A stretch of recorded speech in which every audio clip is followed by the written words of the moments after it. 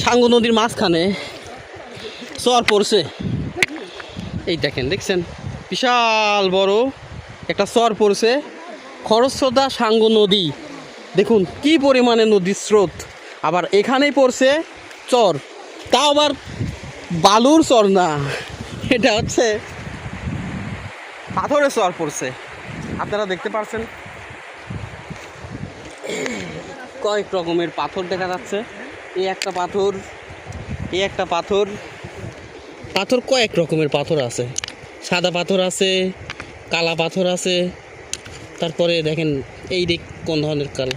এই একটা পাথর আছে, মানে এটি হচ্ছে সোনালি পাথর, সোনালি পাথর। এটা কত রকমের পাথর দেখছি।